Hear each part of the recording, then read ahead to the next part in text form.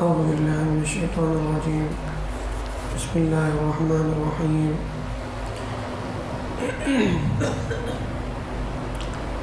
إن الذين كفروا بآياتنا سوف نصليهم نارا كلما نضجت جلودهم بدلناهم جلودا غيرها ليذوقوا العذاب إن الله كان عزيزا حكيما.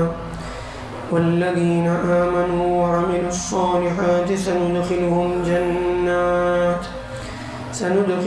جنات تجري من تحتها الأنهار خالدين فيها أبدا لهم فيها أزواج مطهرة وندخلهم ظلا ظليلا.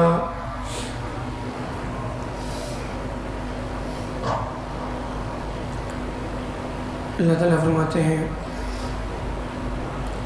بے شک وہ لوگ جنہوں نے ہماری آیتوں کا انکار کیا ہم ان قریب ان کو آگ میں جھلسا دیں گے، پھر جب ان کی کھالیں اور چمڑیاں پک جائیں گی تو ہم ان کی چمڑیوں کو بدل کر جو ہے ان پر لائیں گے، ان کی چمڑیوں کو بدل دیں گے تاکہ وہ عذاب کی تکلیف کو محسوس کر سکیں. بے شک اللہ تعالیٰ غالب ہے، اس کا ہر کام حکمت پر مبنی ہے. یعنی وہ لوگ جنہوں نے اللہ کا انکار کیا، اللہ کی آیتوں کا انکار کیا، ان کو اللہ تعالیٰ کی طرف سے وارننگ ہے، دھمکی ہے ایسے عذاب کی، ایسی آگ کی، جہنم کی، جس میں وہ پڑے رہیں گے اور جہاں انسان کو موت بھی نہیں آئے گی.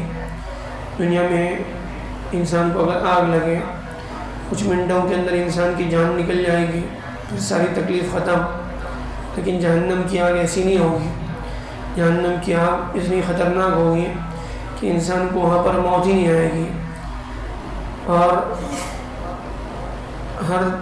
جب بھی جو ہے اس کی کھال، انسان کی کھال جو ہے اگر جل جائے یا پھر اوپر کی جو ہے اس کی یعنی کچھ حد تک اس کو جو ہے اگر پوری طرح سے جلا دیا جائے تو پھر اس کے بعد اس کو تکلیف نہیں ہوتی.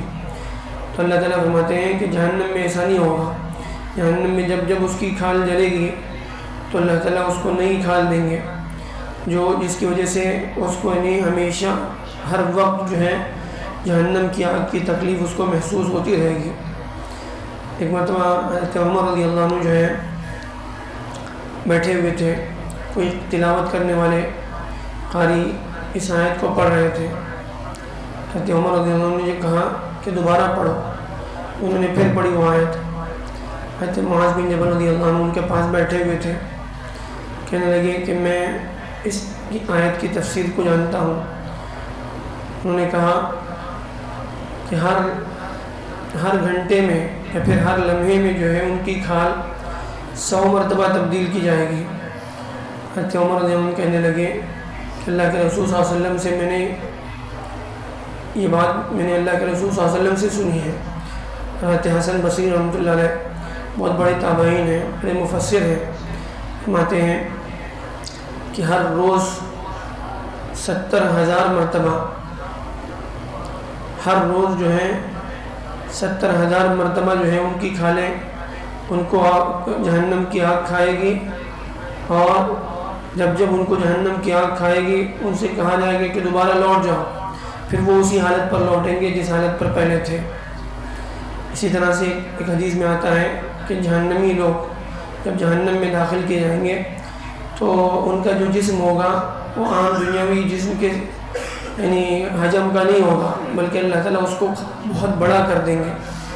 میں ان کی خالی 2 مونڈوں کی مسافت، ایک کندھے سے دوسرے کندھے تک ان کا جسم اتنا بڑا کر دیا جائے گا کہ 3 دن تک آدمی جو ہے اگر تیز رفتار سواری پر سفر کرے تو اتنی بڑی مسافت جو ہے ان کے ایک کندھے سے دوسرے کندھے تک کی ہو جائے گی. یعنی اتنا خطرناک جو ہے اللہ کی طرف سے عذاب تیار کیا گیا ہے.